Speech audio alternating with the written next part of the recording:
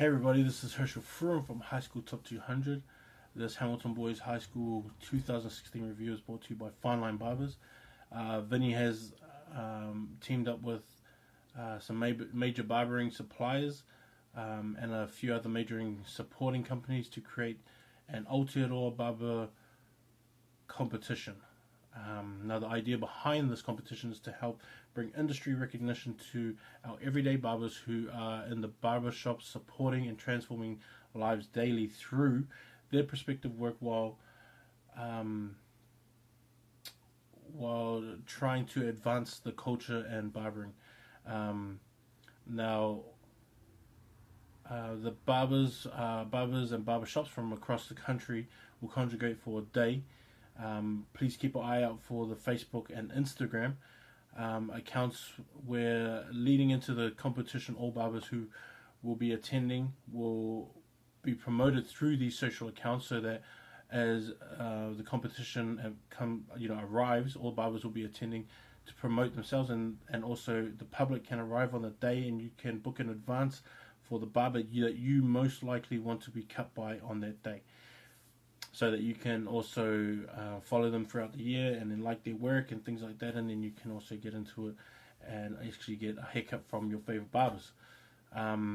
There'll also be a freestyle jam station where you can see guys go to work and just do the whole bunch of creative stuff. There'll be heaps of spot prizes and stuff like that as well.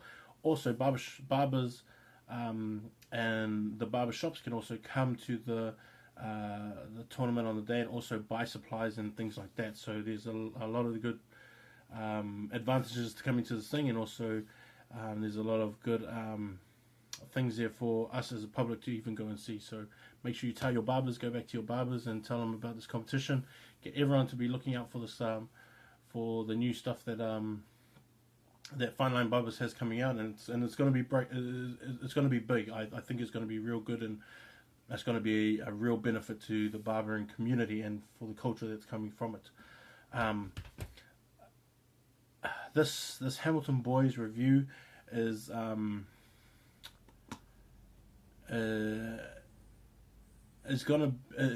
it's a bit mixed. Like when I was thinking about it before, through the regular season they had a 9-3 record. I thought, even coming into the season, I thought that they may be a bit not underprepared, because Hamilton Boys are never underprepared, but the talent level maybe would have dropped a little bit.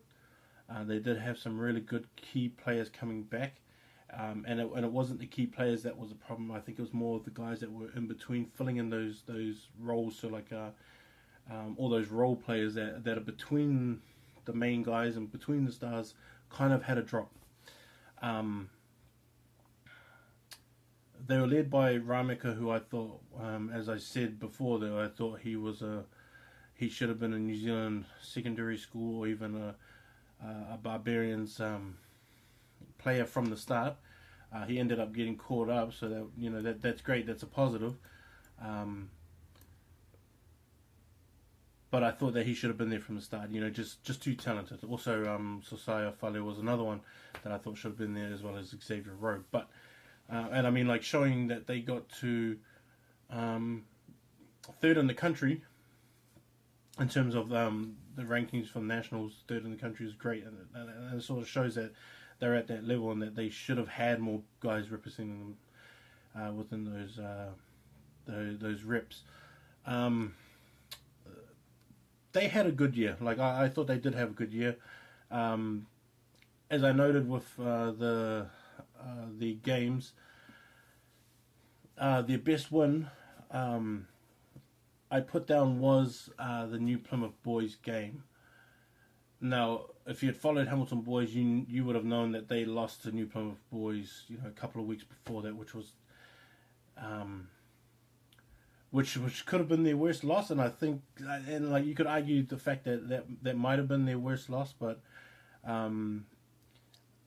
their worst loss was the same as Hastings' best win.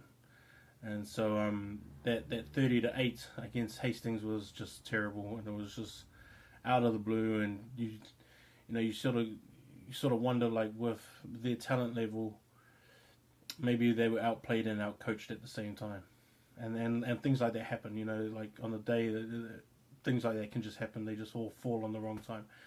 But their best win was New Plymouth Boys, only because I was at that game and they were so dominant and everything. But it was the being able to say that we can come back from a loss from a team and come back and prove that that was just a bad day, or that was just a not a fluke, because New Plymouth Boys is not a fluke team to beat. But when you get defeated in something and then you can say, well, we're going to get them again, and the next time we're going to win, and then you actually win and you win convincingly, that lifts a lot within your pride. And so I thought that Hamilton Boys did that with that win, and that's why I thought that was their best win. So Hamilton Boys, they have a lot of players. They run a first 15, a second 15 that has like two teams, and so they kind of get their players from there. And so I thought that there was a lot of players coming through. I see some guys. Tom Martin, the lock, is the year 11 this year, and I thought he was great. Him and Jack Russ. It's just something about those two. Thomas, he already plays better than a lot of year 13 locks that I've seen around. And like once his body gets bigger and he thickens out a bit, and he's already about 6'5" right now, I think, as well. And once he grows a little bit taller, I think he'll maybe about 6'7" by the time he hits year 13. I think we have somewhat of a New Zealand secondary school size lock, coming through. And then he even does hard work. Like, I like his work rate. Jake is the same. Jake Russ is the same, and he, as an open side, I think we'll see a lot more of him next year. This year he kind of came off the bench, which they usually do. They usually sit on the bench and learn for a little bit, see what goes on, what goes into these things, and how you act as a player, I guess. And so those guys had to sit on the side. Shannon Wilson played on the wing. He's a young year 12. I think he's more of maybe a second 5 centre. So we'll see what happens with that. He'll be in the team next year, of course, and so we'll see if they actually line him up with Quinn Tupaia in the midfield. Quinn's coming back, so that's a major return for them, for Hamilton Boys. Reiki Willison will be back as well, that'll be great too, and Matt Kemp will be back. Sam is going to come back as a hooker as well. So they got a lot of boys coming back, and so just from off the top of my head, you're looking at a team that may be still in the top, maybe top 5, maybe top 7, 8 things, something like that. Especially with a guy like Quinn and what he can bring to a team and to any team. That's what you're looking at with guys like that. And also they got young guys like Dion Keogh, who's he's just a hard fella, and he's going to grow a couple of inches as well. And he's a blindside number 8. I think he's more of a blindside to me in my eyes. He's more of a blindside, which would be great if him and Jake could, work together and come up through the grades together, and then just work out a system that they're comfortable with. Keelan Holton, McMillan is another one. Him and Albert at props, and those two will hopefully jump on the bench. But yeah, Hamilton Boys got some players coming back.